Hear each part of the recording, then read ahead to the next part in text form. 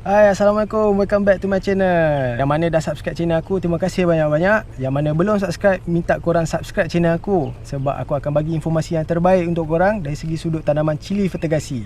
Dah bersedia? Jom!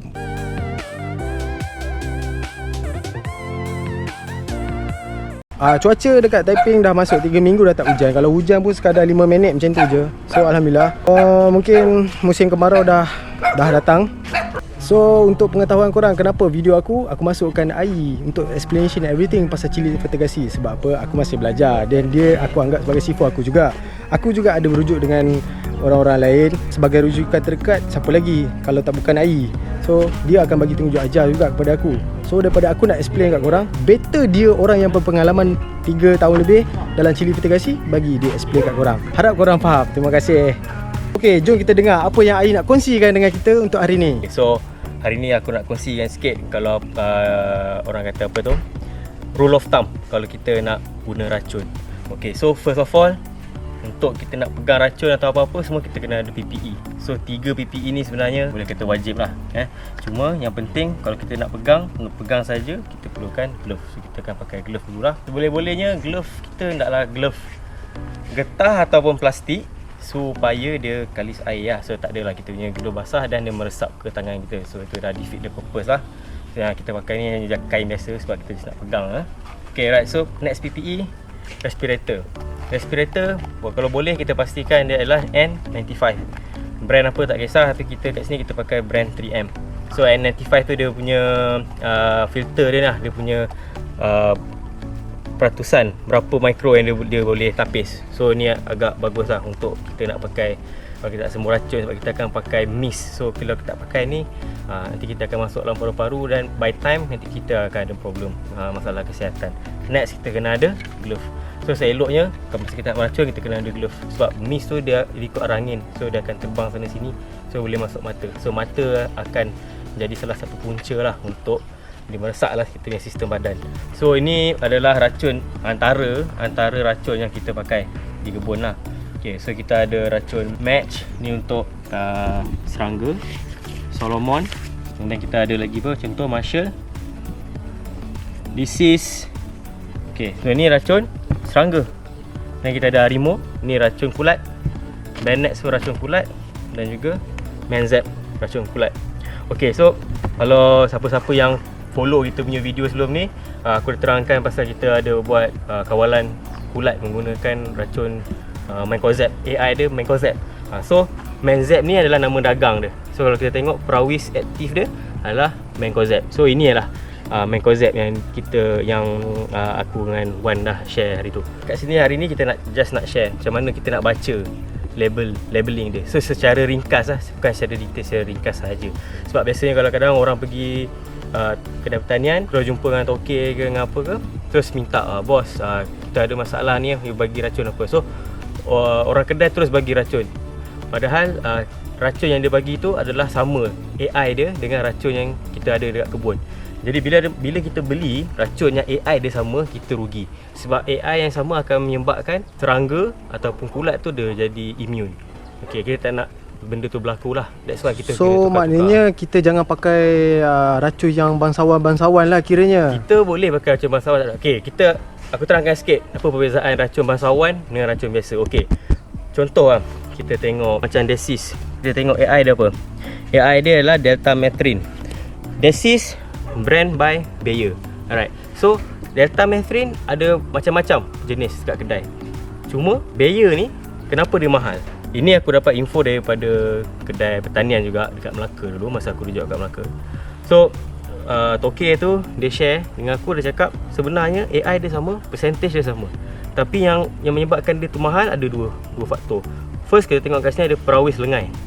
Okay, Prawis lengai ni maksudnya dia tak ada tindak balas, ada inert. Dalam bahasa Inggeris dia inert. Prawis lengai ni merupakan actually dia stiker yang melekatkan racun tu kepada pokok. Okay, so racun stiker ni dia yang Bayer keluarkan racun stiker dia berkualiti. So sebab tu dia mahal. Jadi kalau racun yang lain, brand yang yang kurang dikenali tetapi bahan aktif dia sama, Deltamethrin, still boleh pakai. Cara dia kalau kita nak pakai, kita boleh top up sikit racun stiker yang dijual berasingan untuk lebih berkesan lah. Okay, dan second ialah dia punya labeling. Okay, racun ni dia ada label tau. Okay, kita buka okay, kita buka kat sini. Okay, so tengok. So ini adalah serangga-serangga yang dia orang kata targeted pest, yang dia boleh membasmi yes, lah. yang dia boleh fight lah. Okay, kalau kita tengok list ni sangat panjang. Okay, list ni sangat panjang, right? So bila dia declare, okay, bila Bayer ni dia declare yang racun dia boleh melawan penyakit-penyakit ni, serangga-serangga ni. Okay, kita tengok label dia memang panjang. So dia kena bayar lebih lesen. Tak silap aku lah, ni secara sharing daripada tokek kedai tu lah. Aku pun tak sure, korang boleh check the facts. Alright, so that's why dia mahal. Tapi kalau korang beli racun yang brand yang of the lesser brand lah, yang lagi murah, dia biasanya dia letak satu je. Kalau dia boleh attack trips, dia tak trips saja. Tapi sebenarnya AI dia still boleh cover benda yang sama. Okay, so dari segi itulah dia punya perbezaan ni. Tapi racun bangsawan ni lagi bagus lah sebenarnya. Tapi kita akan pakai hujung-hujung lah sebab dia lagi bagus. Macam Solomon Solomon ni pun racun bangsawan enggak lah. Cuma kita pun tak pakai kerap. Okay, so bila kita beli racun, first kita kena tahu kelas racun. Dia ada kelas 4, kelas 3, 2, 1A dan 1B. Kelas bukan menunjukkan kekuatan racun tu kepada serangga, tetapi dia menunjukkan kekuatan keracunan dia kepada manusia. Okey, so kita paling teruk kat sini kita ada kelas 2 sahaja. Kita tak pakai kelas 1A, 1B sebab 1A dan 1B sangat-sangat berbahaya kepada manusia. Okey, so kita pakai biasa 3 dan 4 lah. So, untuk kelas 4 biasanya adalah racun kulat. So ini kelas 4. Kita tengok ni kelas 4. So racun kulat kelas 4. So dia kurang berbahaya lah kepada manusia. Kalau yang kelas 1A, 1B tu dia ada lambang tengkorak. Itu memang sangat-sangat bahaya dan sangat-sangat tak digalakkan untuk pakai seboleh-bolehnya lah. Okay, so kita belajar baca label. Okay, so nampak arahan apa tulis lah, baca label sebelum guna. So kita kena baca label. Okay, so contoh racun serangga biasanya dia ada 2 jenis, sistemik dan yang non-sistemik lah, yang bukan sistemik. So racun yang bukan sistemik macam racun sentuh kan. Tetapi racun sistemik pun boleh juga jadi mode of action dia menggunakan teknik sentuhan juga, racunan perut kan. Tetapi beza dia ialah racun yang sistemik ni kita baca kita buka. Okey, kita buka dan kita baca. Kalau kita tengok kat sini, dia akan ada bagi tahu treatment. Kalau terkena racun kat mata ke nak buat apa, nak call apa semua, kita ada kat sini. Okey, kat sini dia ada tulis dia punya sukatan. So korang kena tengok sukatan dia. Contoh kalau korang nak pakai untuk kutu trip kan, ada 5.5 mililiter untuk 10 liter air. So kalau korang punya tong tu 20 liter, korang daratlah 2. So dia jadilah 11 mil untuk 20 liter air kosong. Okey, bila kita dah sembuh dan racun tu ada lagi dekat pokok tu, bila serangga tu datang dan makan, okey, dia kena. Dan kalau dia tak makan pun dan dia bersentuh dengan racun tu, dia akan dapat kesan lah daripada situ. Bila kita tengok contoh macam Solomon okey, Solomon, okey, dia label memang dah barai lah, sorry lah. Tapi dia punya apa yang dia tulis lah, aku bacakan lah. Racun serangga yang mempunyai 2 perawis aktif iaitu imidacloprid daripada kumpulan neonicotinoid IRAC 4A dan beta cyflufrin daripada kumpulan pyrethroid IRAC 3A mempunyai tindakan sistemik dan sentuhan dari imidacloprid dan tindakan sentuhan dari keracunan perut dari beta cyflufrin. Okay, apa beza dia? Sistemik dia akan meresap ke dalam sistem tumbuhan. Maknanya bila kita sembuh, kalau kita sembuh tu tak kena semua pokok sekalipun, dia akan resap dan dia akan mengalir dalam sistem dia ke seluruh pokok. Okey, jadi bila tumbuh pucuk baru, dia akan keluar sekali. Pucuk baru tu pun akan ada kesan racun tu juga. Tetapi kalau kita pakai racun yang biasa, dia tidak akan pergi ke tempat-tempat tu. Dia apa yang kena itu sahaja yang kena, dan dia akan lindung. Maknanya dia tak spread lah benda tu. Okey, so racun sistemik biasanya memang harga bangsawan macam Solomon. Okey, so kita tengok Marshall pula. Okey, Marshall apa yang dia ni? Okey, kalau Marshall kita baca perawis aktif dia karbosulfan. Okey, so ni dia punya kelas 2, right? Okey, so dekat sini dia ada tulis apa yang dia boleh. Contoh kutu trip. Okey, ulat pelombong daun sekian-sekian lah. Okey, so apa lagi atas tu? sejenis racun sistemik yang mengandungi perawis aktif dari kumpulan karbamid yang bertindak secara kontak dan racunan perut. So benda yang sama juga mode of action dia. Dia ada macam-macam. Ada yang daripada segi pembiakan, ada yang dari segi respiration kan. So ada macam-macam jenis. So MOA pun sebenarnya korang, kalau korang rajin, korang boleh pelbagaikan. So lagi efektif lah. Kulat ni dia lain sikit. Dia ada jenis preventif, maksudnya dia buat pelindungan sahaja. Tetapi dia ada juga racun yang boleh buat rawatan ataupun sembuhan. So kita panggil tu curatif. Bagi contoh, ni dia Mancozeb. Racun kulat murah, easily available kat mana-mana kedai. Korang pergi cakap je, bos saya mau Mancozeb, settle. Macam-macam brand ada. Okay, so kita baca sikit. Menzeb 80 ialah racun kulat daripada kumpulan dithiocarbamate yang bertindak secara perlindungan. Saya dah cakap kat sini, bertindak secara perlindungan.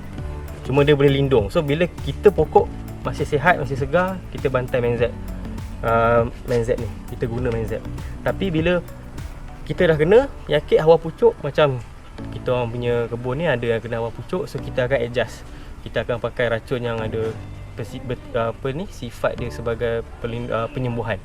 Okey, so contoh yang bertindak sebagai penyembuhan, Arimo okey, Arimo. Dia punya bahan aktif difenoconazole. So ni Arimo. Okey, adalah sejenis racun kulat sistemik dari kumpulan triazole, bertindak menghalang biosintesis dan membran. Okey, pak, dia dah cakap sistemik. Cara dia macam kita orang buat biasa seminggu sekali lah. Seminggu sekali kita akan masukkan lah racun yang sistemik. Main pasal Diconil tu. Alright. Okey, so ni racun brand Diconil. AI dia chlorothalonil. Lebih kurang itulah bunyi dia. Pelik sikit. Dia pakai nama kimia dia kan. Okey, so kalau kita tengok Diconil ni, dia tulis racun kulat daripada kumpulan chloronitril yang bertindak sebagai perlindungan dan sembuhan. Okey, so bila kita kena serang dengan hawa pucuk, kita akan pakai salah satunya Diconil, Arimo, and then kita ada Nativo. Okay, so itu akan bertindak secara penyembuhan sekali lah. So dia boleh rawat. So kulat yang risau kita boleh rawat. Cuma kita kena make sure supaya dia tak tersebar terlampau, besar lah, supaya dia tak jadi pandemik. Bonus tips untuk korang, untuk meracun, korang cuba buat macam ni lah. Korang wajib kena putuskan dia punya rangkaian kitaran hidup. Jadi dia akan start dari telur, nimfa, whatever, dan akan jadi besar, and then dia matilah. So apa yang kita kena ada, antaranya kita kena ada racun telur, dan kita kena ada juga racun dewasa. Okey, contoh racun telur macam match. Match ni racun telur. Kita baca. Match ialah jenis racun serangga pengawal atur pertumbuhan serangga yang mengandungi perawis aktif kumpulan benzolural yang bertindak keracunan perut dan sedikit aktif sentuhan akan memberi kawalan ovicidal. Okey, menghalang penetasan telur. Okey, so dia boleh menghalang trips ke apa ke daripada bertelur. Maksud kita putuskan dengan kitaran dia. Dan kita pakai racun dewasa macam Marshall. Lah. So Marshall contoh dia boleh kawal trips. So kita gabungkan. Orang kat sini kita orang tak combo lah racun. Kita orang pakai single ataupun double dose. Itu saja. Double dose maksudnya bukan double dose of the racun. Maksudnya kita kombokan dia. Contoh macam Abamectin kita combo dengan Marshall lah, macam tu lah. Kita tak banyak sangat combination. Tapi kita buat racun dewasa, telur, lepas tu dewasa balik, dewasa 2 kali, telur masuk balik. Bukan macam tu lah. And then racun kulat ikut tempat korang. Macam tempat kami banyak serangan hawa pucuk, so kita kerapkan kepada 2 kali seminggu, lebih kurang lah. So itu kalau tanpa pandemik. So kalau ada pandemik banyak kena, kita akan racun kulat 3 hari berturut-turut lah. Itu sikit sebanyak lah yang aku nak share korang hari ni. Well, itulah explanation. Harap berguna untuk korang kat luar sana tentang baca label dan penggunaan sesetengah racun dalam tanaman cili fertigasi korang. So tak adalah membazir duit beli barang yang AI nya sama tapi branded. Ada juga AI yang korang boleh cari kat luar sana yang sama seperti barang branded tu. Bangsawan lah yang kita cakap macam tadi, Ai bagi tahu kan. So kalau video ni berguna untuk korang, komen dekat ruangan komen kat bawah. Harap korang enjoy video ni. Yang mana belum subscribe, make sure korang subscribe. Yang mana yang dah subscribe, terima kasih banyak-banyak. Nantikan video nextnya, apa yang kita orang akan share dengan korang lagi berkenaan tanaman cili fertigasi. Alright, see you.